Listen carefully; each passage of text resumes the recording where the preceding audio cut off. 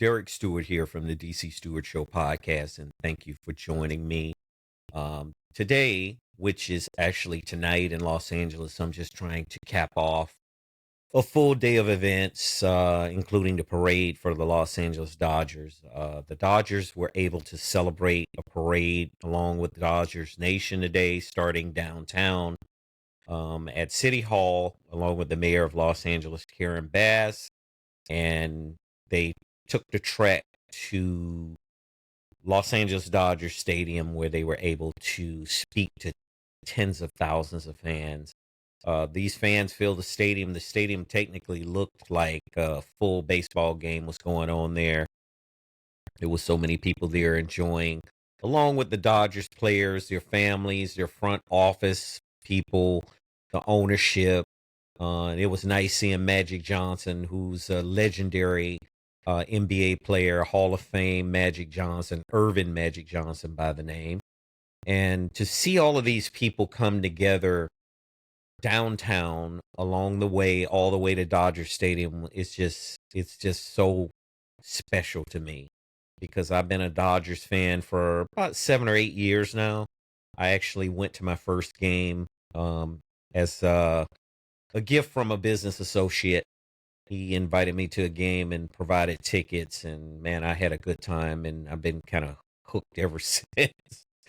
So, getting back to game 5, which actually they were playing in Yankee Stadium because the format is 2-3-2.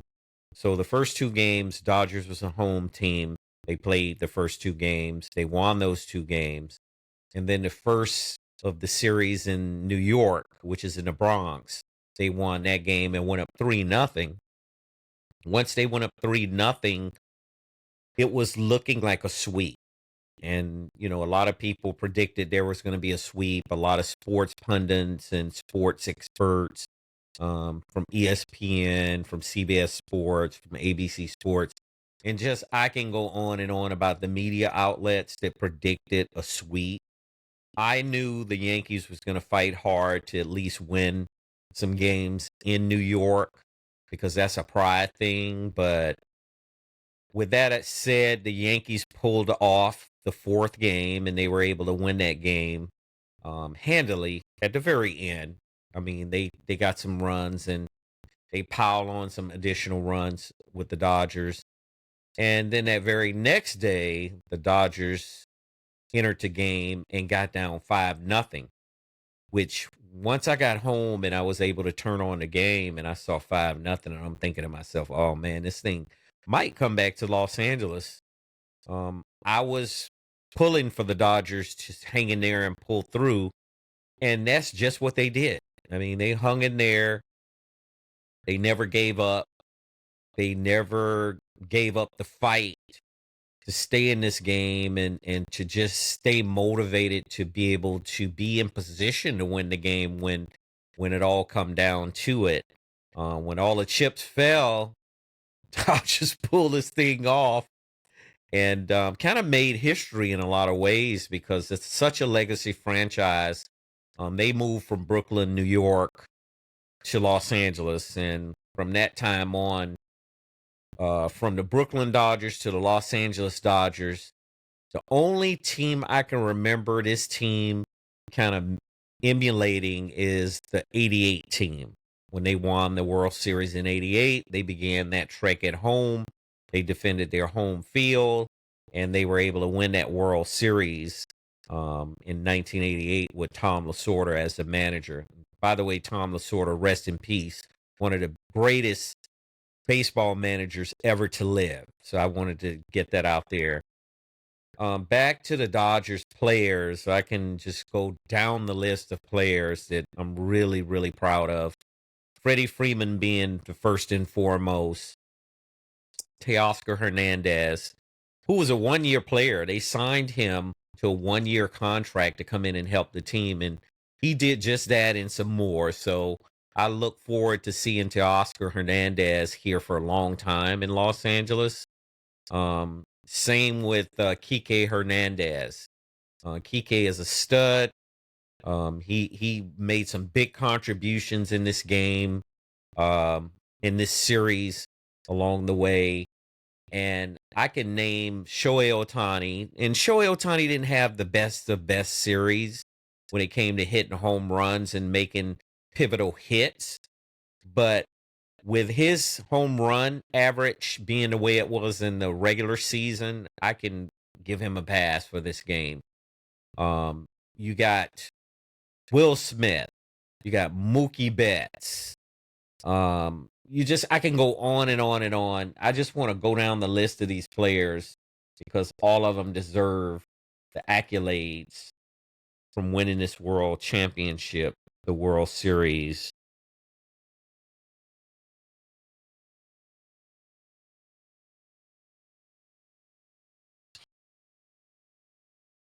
So one of the players I would say that made a really, really big contribution was Will Smith. Will Smith did really well. Then you had Gavin Lux, of course, Freddie Freeman, Chris Taylor, Michael Kopech,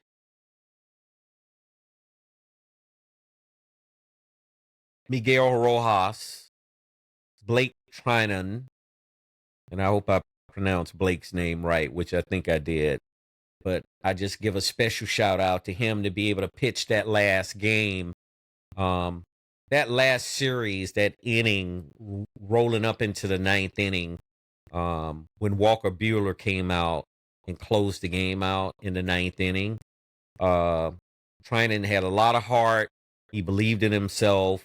Manager Dave Roberts, who's a phenomenal manager. I can go on and on and on about Dave Roberts' accomplishments. I love the guy. He is a player's player, coach. These players love Blake.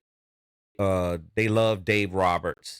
And with that said, I could just go down the list. Alex Vesia, another pitcher. Let's go here and see.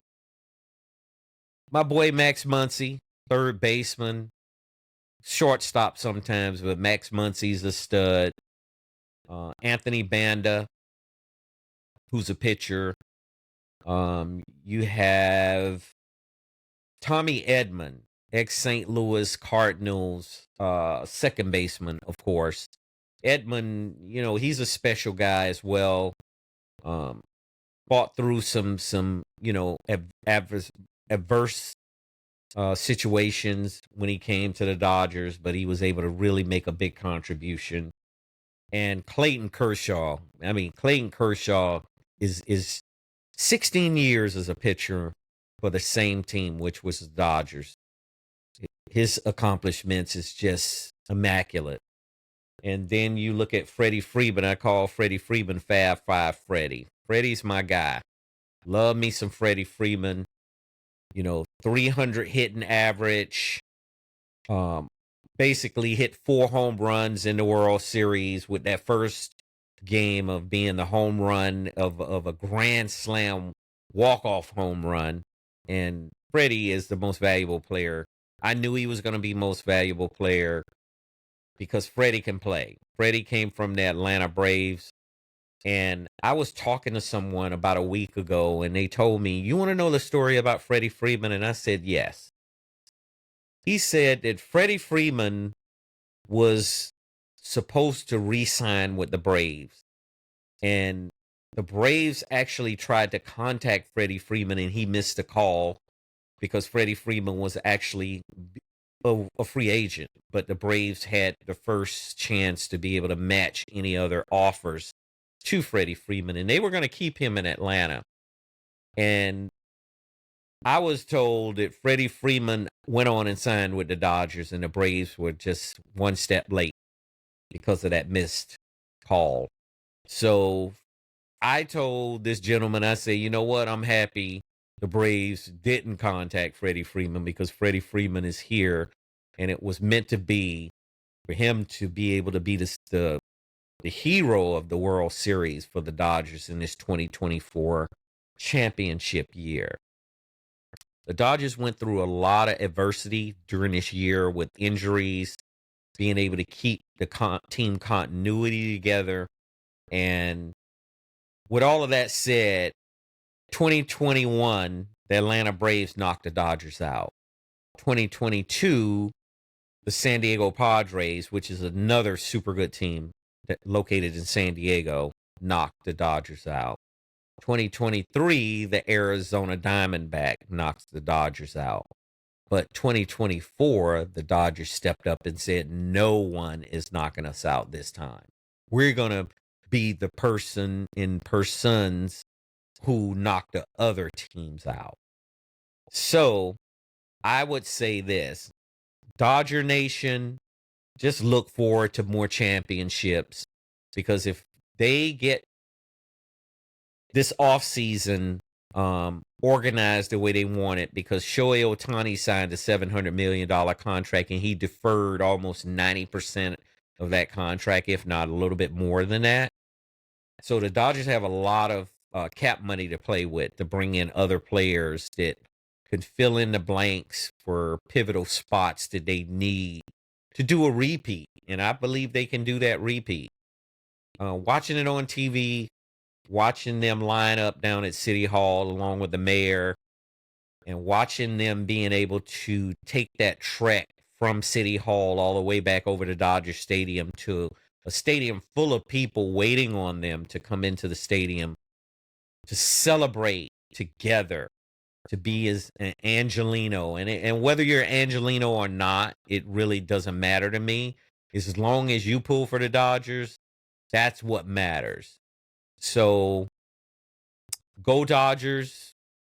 You know, I got to give a special shout out to the two Japanese players, as I mentioned, Shohei Ohtani and Yoshinobu Yamamoto. I've been to Japan multiple times, more than multiple times, actually. I've been to Japan about 7 or 8 times. Great country, great people, love the culture. People over there, they work hard, they're meticulous, they deal with the details of everything. Baseball is taught in Japan with the simple, basic mechanics. They teach mechanics more so than physical power, because they know the mechanics can help players reach the pinnacles and their full potential, even if they might not have the athletic ability to play like American players or Western players. They teach those mechanics all the way, start from Little League Baseball in the parks, as I've seen in Tokyo, and Little League Baseball all the way up to high school baseball, which high school baseball is like, it's a cult following over in Japan for high school baseball. So these two Japanese players, they come here with a lot of training behind them, and with Shohei Ohtani being a home run hitter, 50-plus home runs for the last several years. He was second only to Aaron Judge this year with home runs. And then you had Yoshinobu Yamamoto, who played for Osaka, which is called Osaka Buffaloes of the Japan Baseball League. Oryx, that's their short name for Osaka Buffaloes.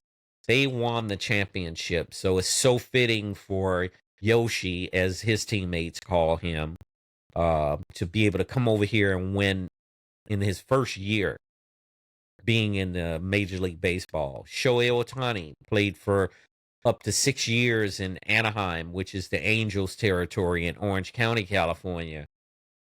He didn't even come close to going to a championship series in Anaheim. I don't even think they went to a playoff game, and if they did, they got knocked out early. Two different franchises, legacy-wise, ownership-wise. You could see the difference. No slight on that. Anaheim, it's a great organization. I don't know much about the ownership other than the owner's name is Artie Moreno. But I will say this. The Dodgers are going to be back. And they're coming back strong. They're going to defend this championship. They're going to defend this trophy. And if they make it back to the World Series and win it next year, I'm going to be right there downtown, lined up with the rest of the tens of thousands of people who braved all of the crowds today, the parking madness and the traffic madness. I'm going to be down there amongst all of that next year. So thanks again, Dodgers. Thanks again, Dodgers Nation, for supporting such a great organization, great team. Thank you to my boy Magic Johnson, Irvin Magic Johnson, who's a Hall of Fame GOAT basketball player from the NBA. He's part owner of the Dodgers. It was so good seeing him today. I saw Rob Lowe, actor Rob Lowe. I've been following Rob Lowe since the 80s when I was in high school. Rob Lowe is a very good actor, and he is a huge Dodgers fan. So with all of that said, Derek Stewart here again. I will be doing several more shows this weekend because college football game day is tomorrow. College football is packed with really good games tomorrow.